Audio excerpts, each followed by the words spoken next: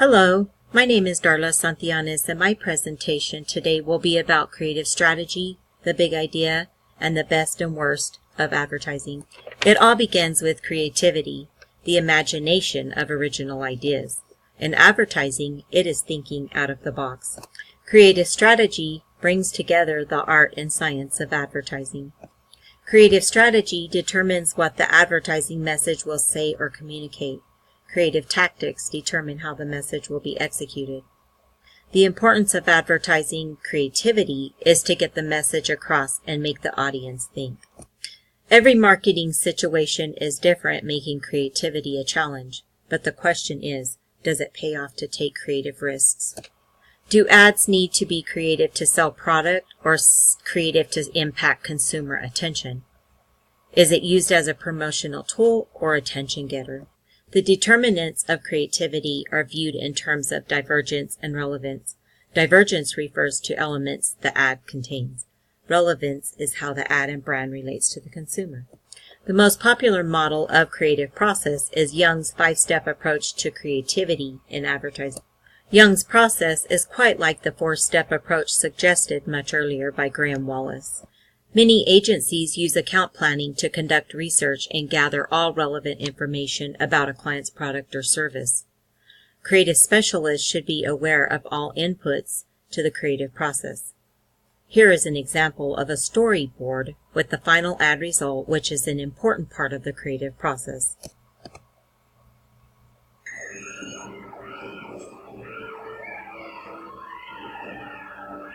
What am I going to do now?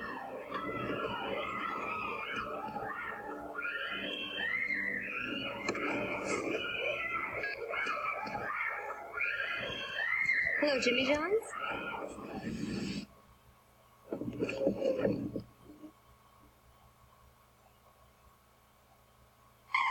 Jimmy John's, America's sandwich delivery experts.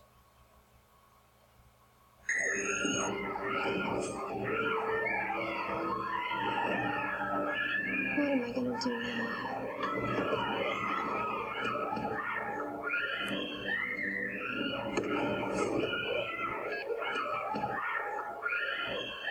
Hello, Jimmy John's?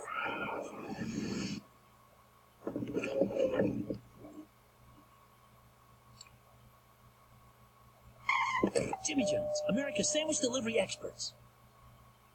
Advertising campaigns communicate a single theme or idea. The theme is expressed through a slogan.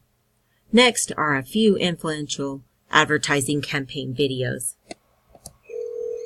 Hello from paradise. How's it going? Well, it's a perfect espresso morning here, George. Hold on a second.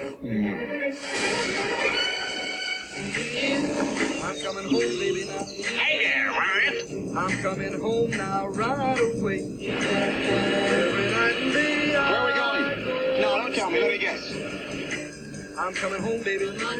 I'm coming home now, real soon. The road is long, baby, now. What to be the right of phone? I'm coming home and never more to go. Baby, tell me you. Baby, I'm for sure coming home. Have a nice ride. I'm coming home. I'm coming home, baby, now. You know I'm counting every day. I'm coming home now. Nice ride. Yeah, yeah, yeah. How far would you go for coffee that's a cup above? Hey, where are you? I brought you Nespresso. Georgie. Nespresso. What else? He is the life of parties he has never attended. If he were to punch you in the face, he would have to fight off the strong urge to thank him. Sharks have a week dedicated to him. He is the most interesting man in the world. I don't always drink beer, but when I do, I prefer Dos Equis. Stay thirsty, my friends. Listed are the top 10 slogans that have effectively communicated their position in advertising. The creative brief is a platform outline used to guide the creative process.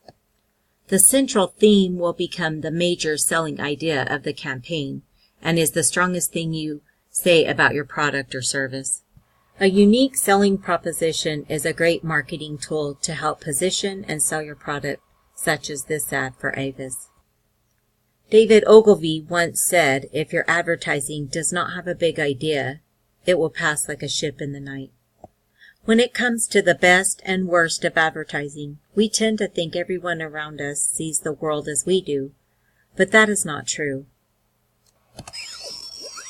It's pretty easy to spot a great ad, but what makes it so effective? Hi, I'm Rebecca Brayton, and welcome to WatchWhatYou.com. And today we're speaking with Terry O'Reilly, who will be telling us about some of the good and bad choices made in advertising. Can you talk to us more about the art of persuasion versus the art of hitting you over the head with something? It's hard to do a great ad for a bad product, because you really have to have something great to start with, like anything in life.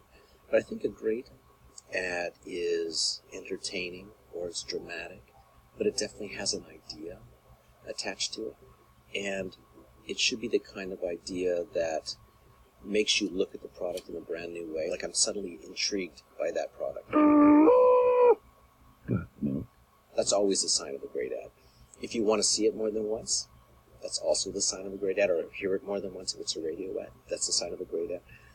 And then at the end of the day, a great ad has to sell. I think it can't be just a great piece of entertainment that doesn't sell anything. So at the end of the day, it's something you want to watch.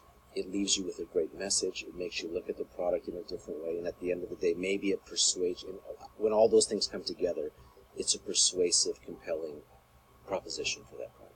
What have been some truly terrible choices made in terms of marketing and advertising? I think the worst advertising is the stuff that has no idea. There isn't anything redeeming about it, or it's just that kind of hard retail that just hits you over the head over and over again. It's got a bad jingle. Premise, your best deal, and if we can't beat it, we will pay you $500. They just bark prices at you. That's the worst kind of advertising, and there's a lot of it out there. You mentioned some aha moments in the industry. Could you give us a few examples?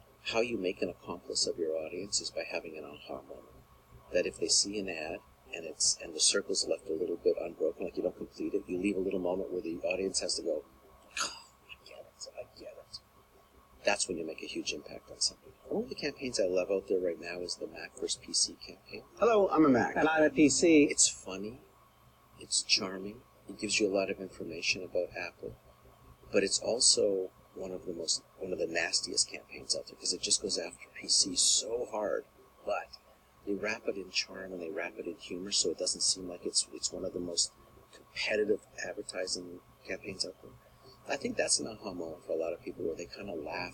What they do is they make such fun of PCs, but then they put their arm around PC and go, I know you don't have this, but we still love you. You're still such a great guy. And that makes people feel superior to Mac, to PC rather, but don't feel guilty about it. So that's a very interesting reaction to that Apple wanted to pull out of people, is let's attack them hard, but let's make them feel sorry for PC and not hate them. I just need to sit down. Oh, wow. There's plenty of work out there for both of us. I don't know why you're acting like this. Why go on? Just let me lie here and appreciate it. So what's the big idea? It is to create a strong message to communicate a brand, product, or concept to the general public. This concludes my presentation. Thank you.